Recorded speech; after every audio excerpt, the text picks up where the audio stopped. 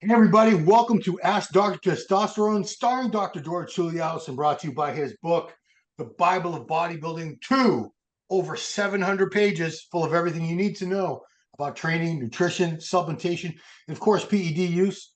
If you're on Amazon.com getting that book, get this book too, Real Bodybuilding. What a great book, great picture.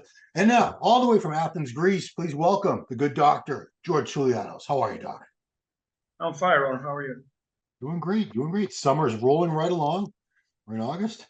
Do you have the same? I'm just curious. You have the same seasons like winter, spring, summer, fall over there, or you just have like it's always summer? No, we do have, but actually it was horrible in the last month. July was the hottest July of all time, actually, globally. That's right. We hit 110, for a couple of days Yeah. back when Guns N' Roses visited Greece. And now it's almost 90, 95 the most, but less, 90 or 85. And this is the classic Mediterranean summer. Okay. Yeah. 110 is a little much, but I think it was like 130 degrees in Death Valley, California, a couple weeks Yeah. ago or something. I think they broke the record. Anyway, yeah, it's getting hot out. People want to get in shape, so we got great questions. I want to start with this is a question I've always wondered myself, and I never thought to ask anybody who knew the answer.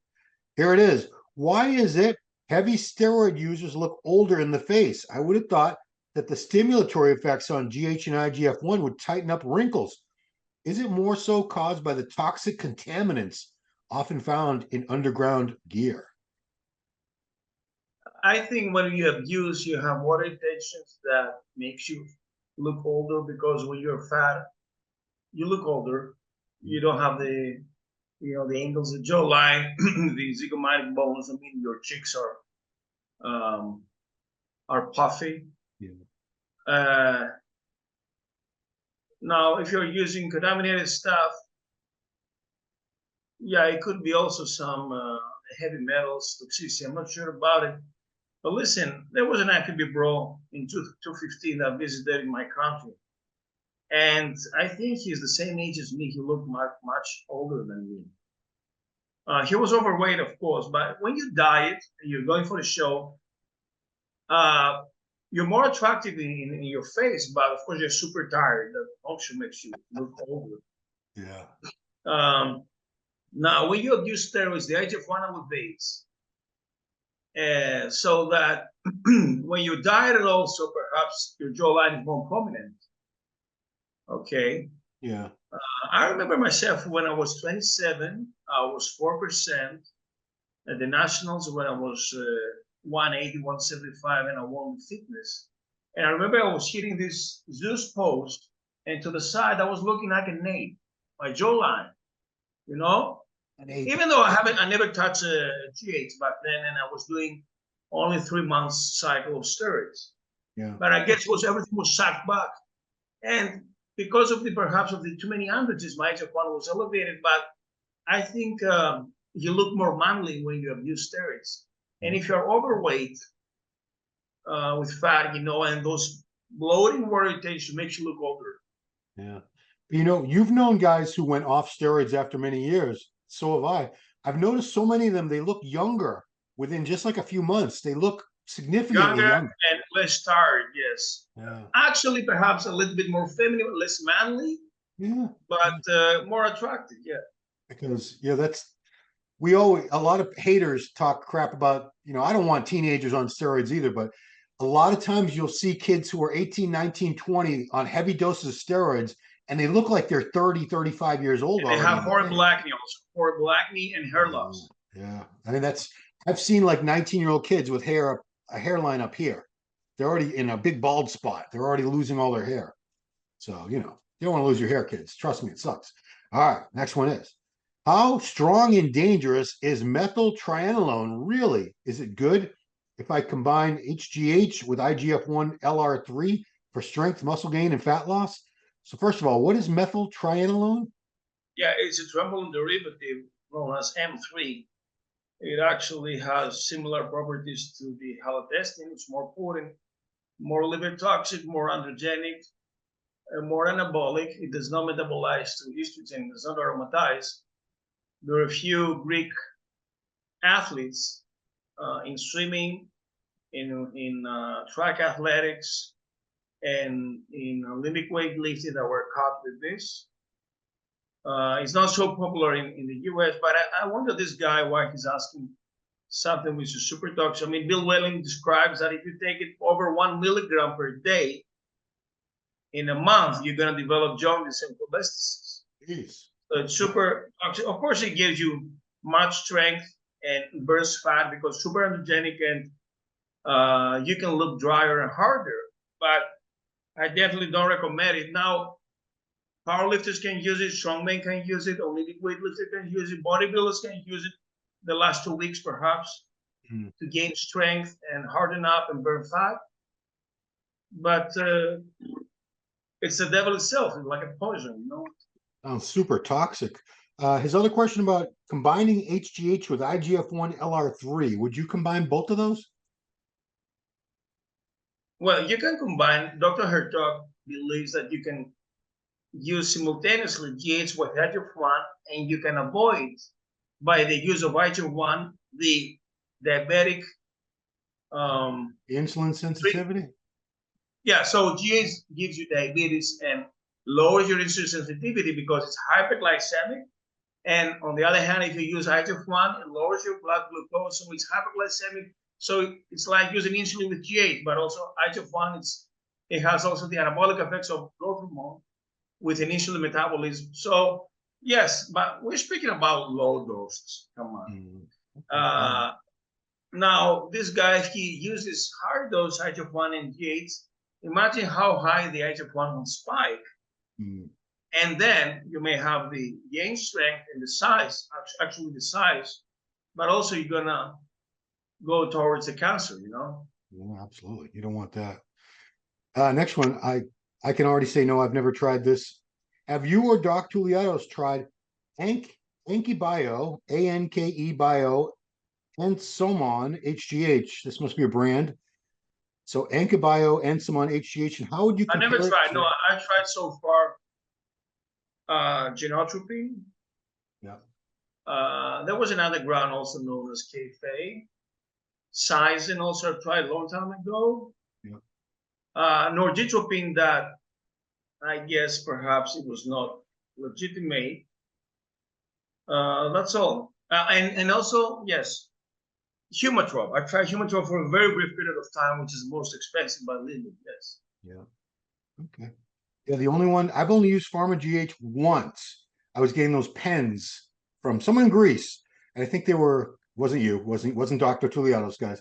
I think they were Nortrop. I think those were genotropin. I want to say we do have Greek genotropic pens. Yes, 12 milligrams, 36 IUs. That's what I was getting. So this other part of his question was, how dangerous is water retention in your ankles and shins from HGH if you don't have high blood pressure? It's a classic side effect that you're using a lot of it, and actually you have the carpal tunnel, and you cannot wear your watch. You know, it becomes very stiff, your wrist. But I think it goes away in a couple of days when you stop it. Yeah. Especially if you're using high dose of DECA and testosterone, then it gets edema over here, you know, fluid retention. But actually, your arm looks bigger a little bit, half an inch. And this is the classic side effect of GH abuse, yes. That may give you hypertension also. Here we go, another GH question. It seems like it's almost the same question. Are there differences in growth hormone brand effects for muscle building and losing fat? I have a prescription for Nootropin, Genentech, and somebody who was at my gym told me Serostim has a different effect. I always thought GH was all the same, isn't it? Yeah, I mean, presumably there is, but the only thing you can find out is legitimate. Just take out the IGF-1 to see how effective it spikes for the same dose. Right. That's all. These are, if you're getting Pharma GH, shouldn't it all be the same? I mean, I'm using underground, but it still spikes with 3 IUs. Okay, fair enough. All right, next one is, I am a 40-year-old male. I'm on insulin, 60 IU Lantus, slow acting, and around 20 IU Nova Rapid, fast acting, due to diabetic problem. My question is, can I use a low dose of HGH for recovery and slow down the damage from insulin side effects By the way, I am not an athlete. So he's on a lot of, As diabetic. he's diabetic. He's on 60 IU's long acting Lantus, 20 IU's Nova Rapid fast acting. And he wants to know if he could use a low dose of HGH for recovery and would it slow down the damage from insulin side effects? Now, mind that if you use GAs, you mess up with your insulin sensitivity. Okay. This guy obviously does not produce insulin, so he uses exogenously. But if you add something that is hyperglycemic and affects the blood glucose, he should adjust not only his food, but also his insulin dose. Okay? Yeah. So be aware of this. Is it more dangerous for a diabetic to use growth hormone than a regular person, a person without diabetes? Now, a diabetic person does not produce insulin. That means he's more likely to have hyperglycemia. Add on top of this a drug that causes you also hyperglycemia, GH. Yeah. Now, I would say this guy should preferably use testosterone that improves the insulin sensitivity. Okay? Yeah. Rather than use GAs that messes up insulin sensitivity. Yeah. So, sounded like a bad idea. So diabetics that use steroids and also TRT lower the insulin dose. This is something good. Okay. But then the GH. If your GH, I think they should increase the insulin use, but also avoid the simple carbs, for instance. Here's a good question because it's about being in Greece. I have a 1 week holiday in Skiathos, Greece. I got to a low body fat. And I'm curious, what can I manipulate in terms of food toward the last few days to look even better on the beach? He wants a peak for the beach. Well, follow a depletion week, and then 1 day of carb loading. Yeah, I mean, treat it like a bodybuilding show. Yeah, I mean, I'm not going to tell them to dehydrate and do all that because I don't want dehydrated people on the beach. But even stay on this under the sun dehydrates. Yeah, I mean, how lean do you got to be for the damn beach, for God's sake? All right, last question. I've been on hormone replacement therapy, taking transdermal estradiol and testosterone, which helps with menopausal. Okay, so there's a woman. She didn't say that. Which helps with menopausal symptoms. I've been trying to take progesterone in all forms, but it gives me headaches and shuts down the benefits of estradiol and testosterone. Do you have any idea why? Do I have to take progesterone if I take estrogen?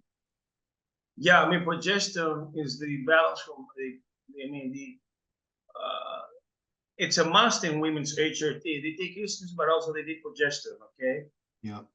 You cannot avoid taking progesterone while on estrogen, so it's a must. Plus, you can add on top of this DHEA and a little bit of testosterone. Yeah. And also some anti-estrogen, but not aromatase inhibitor. You can use DIM, for instance, or Crissy. But certainly you cannot avoid progesterone. It's a must. So it's the part of the women's HRT regimen. I'm not a specialist in this, but as far as I know, this is what they take, and women take. Yeah. So what does it do? It gives her headaches and shuts down the benefits. Anyway, and also you can take pregnenolone as well. Men take pregnenolone in order to avoid progesterone. That affects the sex drive. But I'm also giving DHEA and pregnenolone to some girlfriends of mine, to my current girlfriend also she took. It's beneficial for the hormonal system.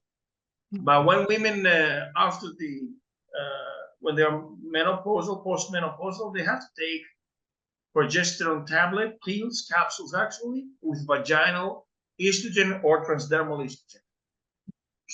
Is like for the rest of their life, like a TR, like we do? No, TRT? they can stop it also. They can stop it, but then the hair and the skin looks more blurry, and the bone mineral density. All right.